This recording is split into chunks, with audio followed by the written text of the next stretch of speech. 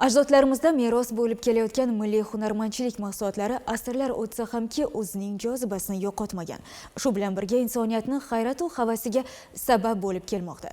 Samarqand shahrida bo'lib o'tgan 4-xalqaro kashtachilik festivali shaharga tashrif buyurayotgan mahalliy va xorijiy sayyohlarda o'zgacha taassurot qoldirdi.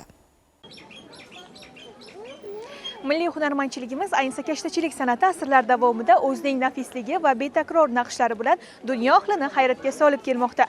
Har bir kashta bu tarix, bu did, bu milliy o'zligimizning ifodasidir. Xalqaro kashtachilik festivali ana shu boy merosimizning eng sara namunalarini bir joyga jamladi.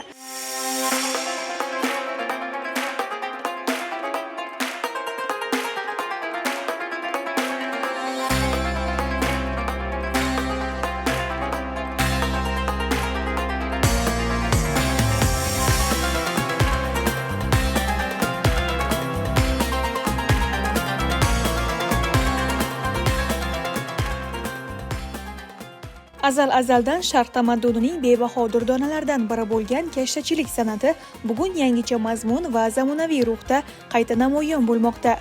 Ana shunday betakror an'analar uyg'unligi Samarqand zaminida bo'lib o'tgan 4-xalqaro kashtachilik festivalida yorqin aks etmoqda.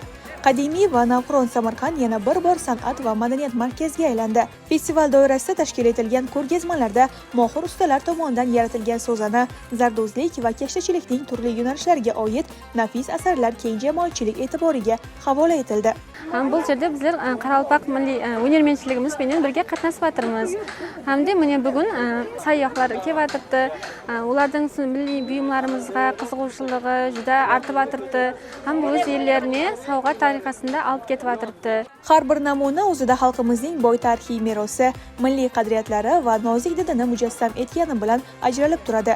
Ayniqsa hududlarga xos kashtachilik maktablarining o'ziga xos uslublari va bezak elementlari tashrif buyuruvchilarda katta qiziqish uyg'otdi.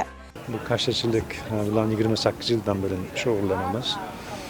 Biz asli bu ipak matodan bo'yash to'qish bo'yicha 3-avlod hisoblanamiz. Xorijdan keladigan bu turistlarimiz, mehmonlarimiz uchun bularni ya'ni qo'l mehnat bo'lgani uchun, toza ipakdan bu mahsulotlar tayyorlangani uchun ularda qiziqish yaxshi.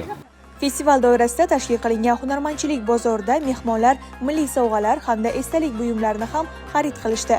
Tadbir tarix va san'at uyg'unligini kuzatish imkoniyatini yaratib, mahalliy aholi hamda xorijlik sayyohlarda katta qiziqish uyg'otdi. Oh, I find it fascinating. You have so many beautiful colors. Bu safar men uchun chinakam kashfiyot bo'ldi. O'zbekistonning ranglari shu qadar jonli va betakror.